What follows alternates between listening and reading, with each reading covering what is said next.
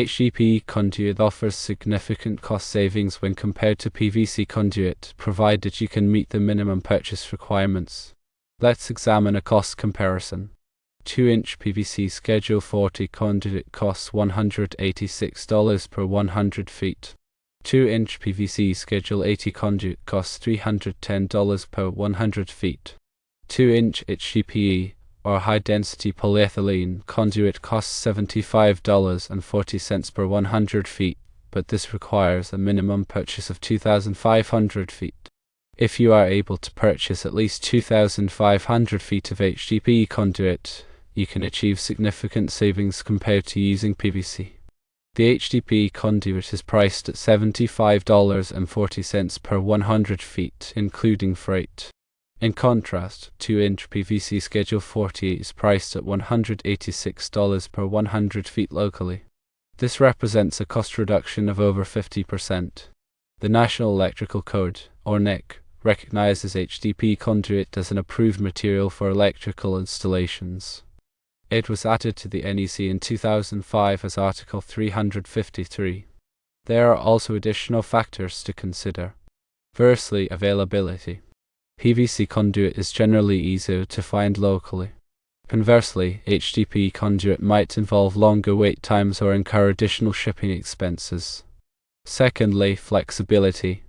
HDPE conduit exhibits greater flexibility than PVC conduit, which can prove advantageous in specific installation scenarios.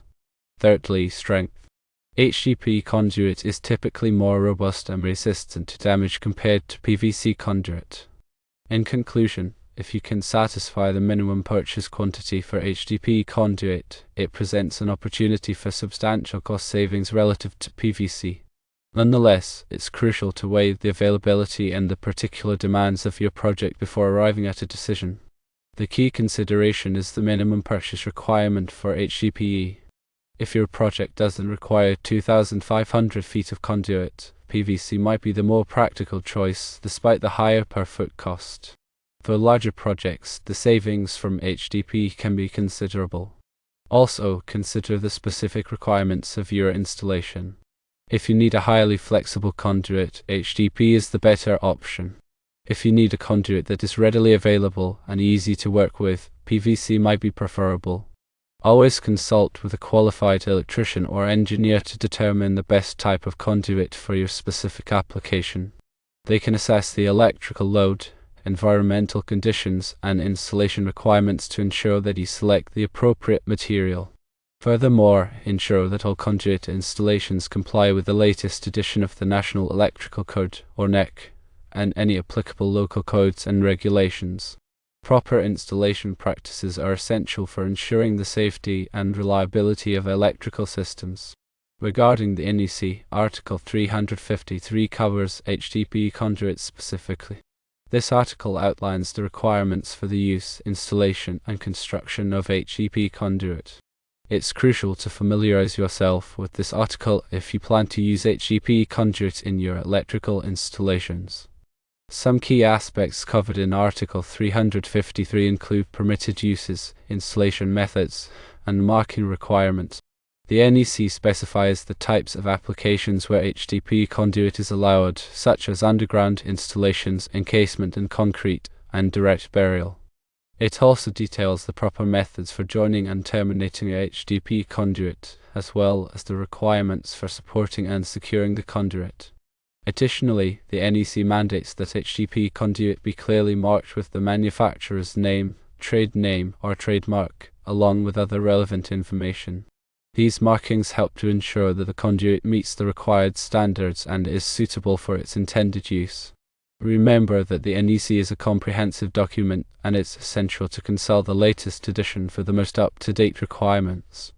In addition to the NEC, local codes and regulations may also impose specific requirements for conduit installations.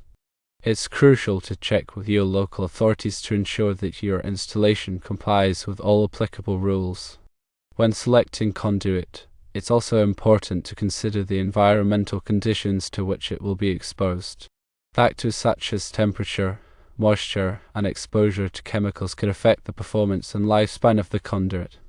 HDPE conduit is generally resistant to chemicals and moisture, making it a good choice for harsh environments. However, it's important to consult the manufacturer's specifications to ensure that the conduit is suitable for the specific conditions of your installation. The flexibility of HDPE conduit can be a significant advantage in certain applications. It allows the conduit to be easily bent and routed around obstacles, which can simplify installation and reduce the need for fittings. However, it's important to note that HDPE conduit is not as rigid as PVC conduit, so it may require additional support in some applications.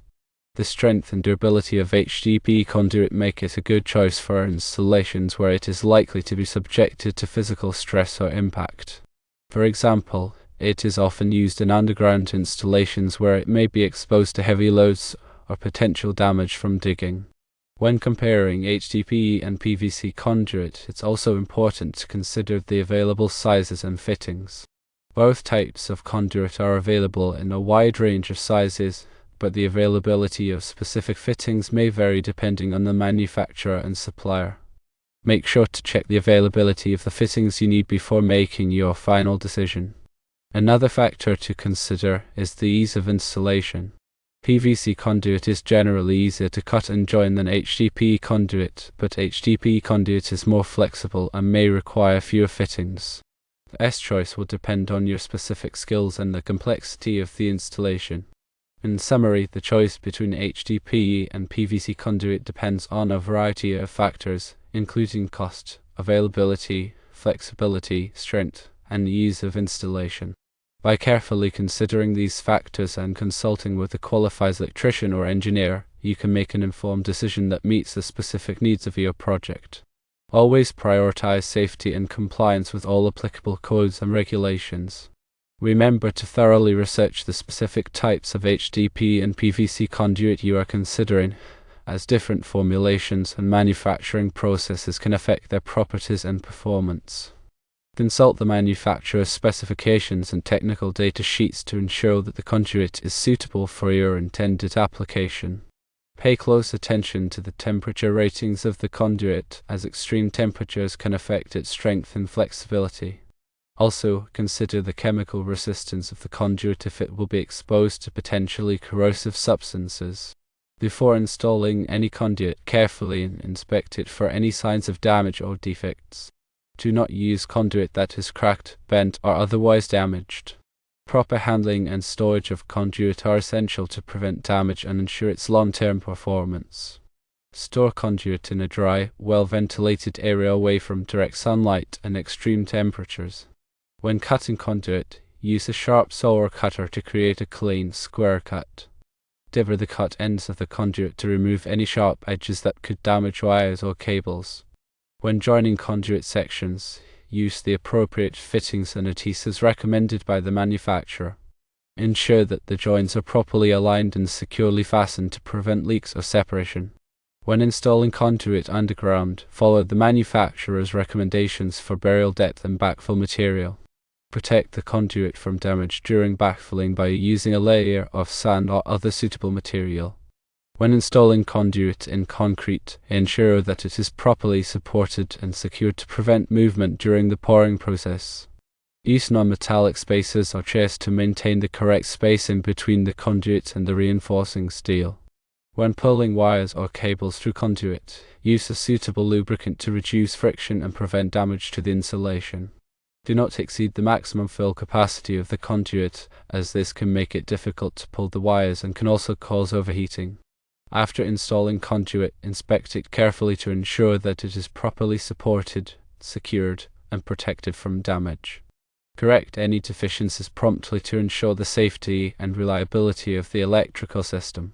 Regularly inspect conduit installations for signs of damage or deterioration.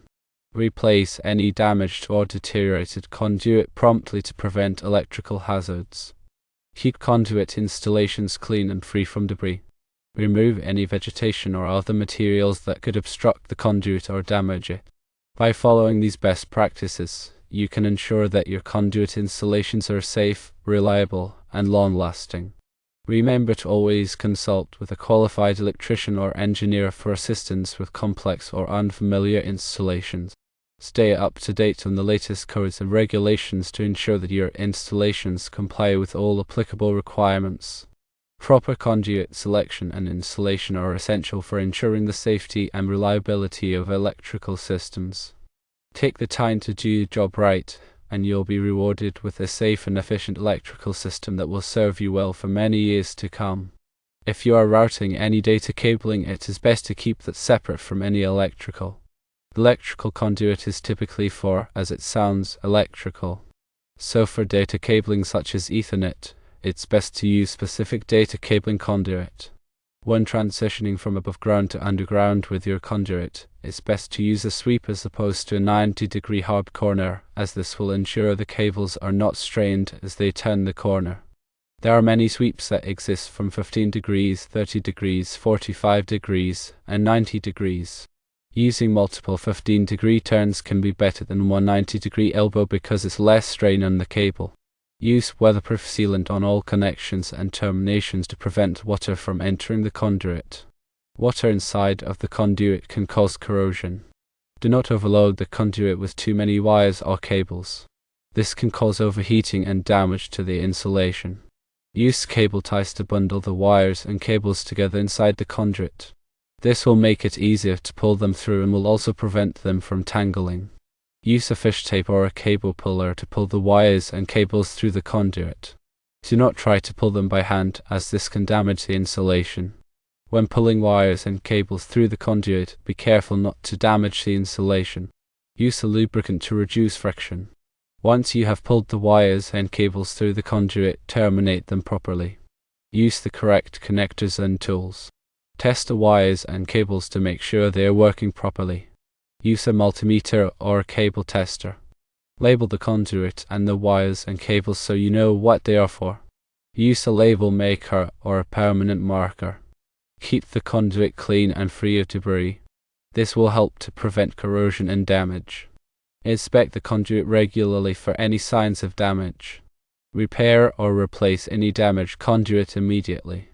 By following these safety tips, you can help to ensure that your conduit system is safe and reliable.